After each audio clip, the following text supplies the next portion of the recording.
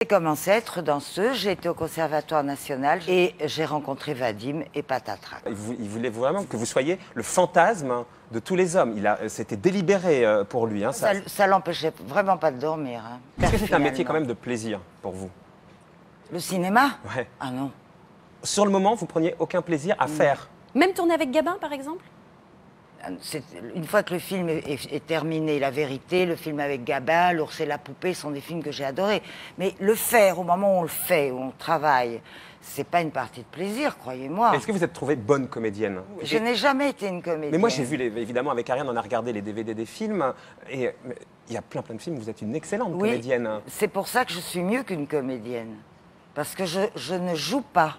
Instinctive. Je vivais, et c'est ça un peu qui a été dramatique pour moi, parce que je vivais les situations personnellement, profondément, et dans La Vérité, j'ai un peu suivi le fil du film, et j'ai fini par... j'étais tellement obsédée par cette femme qui s'est suicidée, que j'ai fini en me suicidant moi aussi. Ce qui est vraiment le comble de l'horreur, parce que je prenais tellement à cœur, j'étais tellement rentrée dans la... J'étais pas rentrée dans la peau du personnage, c'est le personnage qui était rentré dans moi. Vous étiez le personnage. Qu'est-ce que vous vouliez faire, Brigitte? Vous dites, j'ai jamais voulu faire ce métier. De quoi vous rêviez quand vous étiez petite? D'être danseuse. Et pourquoi ça ne s'est pas fait? J'ai commencé à être danseuse, j'ai été au Conservatoire national, j'ai eu un premier accessite, et j'ai rencontré Vadim et Patatrac. Et c'est Vadim qui vous a convaincu. Voilà. Et comme il disait d'ailleurs, il voulait vraiment que vous soyez le fantasme de tous les hommes. C'était délibéré pour lui. Hein, c'était sa phrase. Dire, ça l'empêchait vraiment pas de dormir. Hein. Que vous étiez que vous soyez le fantasme. Que je sois ou que je sois pas, bon, c'était une... Il vous a dit, tu seras le rêve impossible des hommes mariés. Oui, mais ça, c'est pas moi qui le disais, c'est à la presse. Il avait raison, parce que ça vous a vraiment frappé. Hein. Bah oui, vraiment. Mais vous avez construit le mythe là-dessus. Est-ce que le mythe, vous l'avez construit d'ailleurs, ou il vous a échappé? Oui, le mythe, j'ai rien construit du tout. Moi, je suis telle que je suis. Et je suis arrivée peut-être dans le cinéma à un moment où j'ai été pieds nus, les cheveux dans le vent, un peu impudique, faut bien le dire, mais pas trop vis-à-vis de ce qu'on voit maintenant. Bon. Mais enfin, à l'époque, dis donc, à l'époque, c'était chaud, hein. Un petit peu, oui, nouveau. Vous jouiez, chaud, ou alors vous étiez comme ça? J'étais comme ça. Et il n'y avait pas donc quelque chose de délibéré pour choquer le bourgeois, quoi? Non.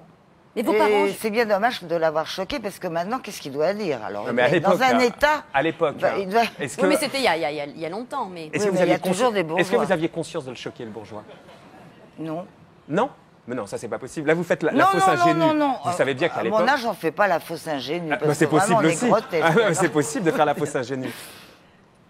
Vous n'aviez pas conscience du tout de choquer le bourgeois à l'époque? Non, je pense qu'on ne choquait pas, mais on a tourné une page d'un cinéma qui était un peu poussiéreux. Voilà, je crois que c'est ça surtout qui s'est passé. Ça dépassait le cadre du cinéma, Brigitte. C'était pas le cinéma poussiéreux, c'était aussi l'époque qui était poussiéreuse peut-être.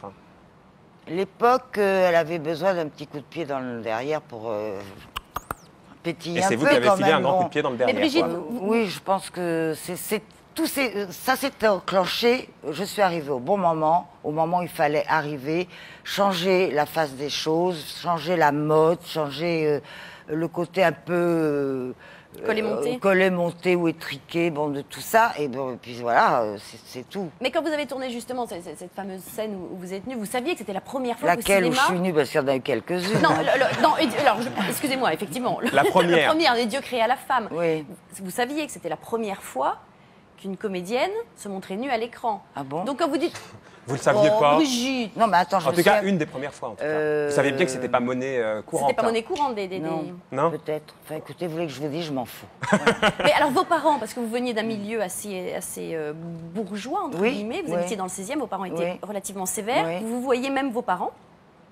Bien sûr que je vous voyais, mes parents. Et alors, eux, comment ils ont pris ça? Parce que vous avez quitté le giron familial assez jeune. Pour vous marier avec Vadim, d'ailleurs. Pour vous marier avec Vadim. Il ne voulait pas vous laisser vous marier avec Vadim. C'est là la première tentative de suicide, c'était à ce moment-là.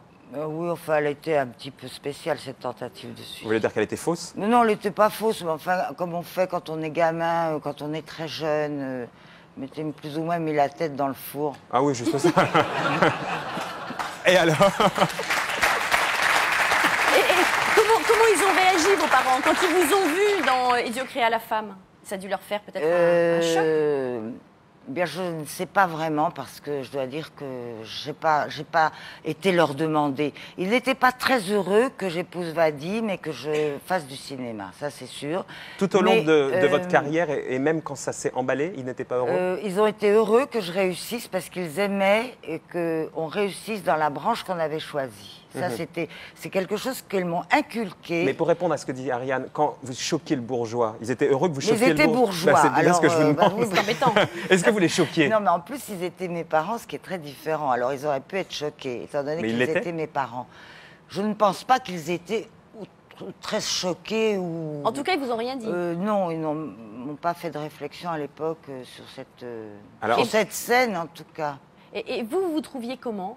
Parce que c'est vrai qu'on a dit vous étiez ravissante. Bon, la presse vous a un peu taclé. J'ai relevé une critique. Elle n'est pas jolie, sa lèvre inférieure est trop grosse. Elle a de gros yeux, une figure de bonus. Mais maintenant, la lèvre inférieure, on se la fait pouchouder avec du collagène. Comment vous dites pouchouder avec du collagène? Quand elles sont pas assez grosses. Vous, à l'époque, vous trouviez comment? Je me trouvais pas, je me cherchais. Ah, c'est une belle phrase. Est-ce que vous avez fini par vous trouver? Oui, maintenant, j'ai enfin fini de jouer à cache-cache avec moi-même.